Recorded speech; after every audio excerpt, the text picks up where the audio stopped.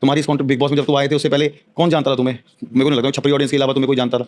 So hello guys, Paras Chhabra के podcast में Prince Narula ने एलवी यादव के बारे में क्या बोला है, इस वीडियो को देखो।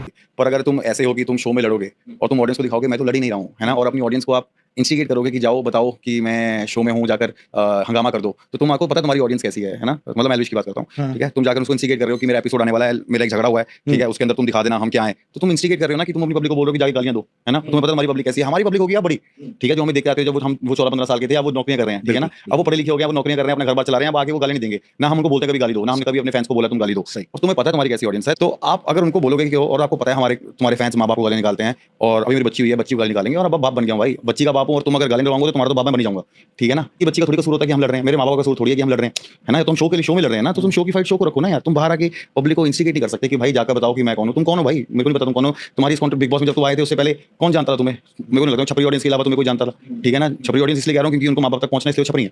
जो माँ बाप गाली देगा वो फैन नहीं हो सकता, वो छपरी हो सकता है भाई, ठीक है ना। तो मैं तुम्हें इसलिए तुम्हें भी छपरी बोलूंगा कि तुम भाई तुम छपरी हो, ठीक है। पर आप अगर ऐसी सेंस नहीं रखते, आप ऐसी नहीं रखते, तो मेरे तुम इंसान भी नहीं हो, तो दोस्ती तो दूर की बात होगी। और हमने बहुत भाईचारा किया, एक अभी एक दो पॉडकास्ट में, एक तो एक ही कपड़ों में 4 पॉडकास्ट करके आ गया, ठीक है। पहले वो मीडिया से दूर भागता रहा कि मेरे को मीडिया की जरूरत नहीं है। अब आपको क्लियर अपनी इमेज क्लियर करने के लिए मीडिया की जरूरत पड़ रही है। एक कपड़ों में आप 4 पॉडकास्ट करने जा रहे हो कि ये दिखाने जा रहे हो कि हम दबे नहीं है, जबकि तुम्हें पता तुम दब चुके हो, तुम बाहर नहीं आ रहे हो, ठीक है। अब तुम्हें ये अपना ये नैरेटिव सेट करना पड़ रहा है कि भाई हम बदमाश हैं, नल्ले बदमाश हो तुम, ठीक है। तुम घर से निकलते नहीं हो, तुम पुलिस कंप्लेंट करने जा रहे हो कि हमें थ्रेट है, ठीक है ना। या तो तुम उतना जोर दिखाओ जितना तुम्हारे में है, ठीक है। तुम्हारे में है नहीं, तुम बदमाश खाए के बदमाश हो। बच्चों को तुमने 4 बाउंसर लेके थप्पड़ मारे हैं, ठीक है। एक तुम 9 गुंडे लेके अपने साथ जाकर थप्पड़ मार कर आए थे, उसको बदमाश बोलते हैं। वो तो कोई भी कर ले, मैं तो कह रहा हूं बदमाशी भी छोड़ो, सीधा करते हैं, रियल से फाइट कर, मेरे साथ आ जा। दो मैं तो इधर से बहुत उम्र हूं ना, तेरी उम्र का 26-27 में तुमने बंदे खा के ठोक दिए, क्यों? तो हमारे टाइम में तो हमारे शो में होता तो दिखने भी ना देते भाई कि क्या उस टाइम पे क्या जलवे थे। अभी तो हम बड़े हो गए, हमने आधी चीजें छोड़ दी हैं,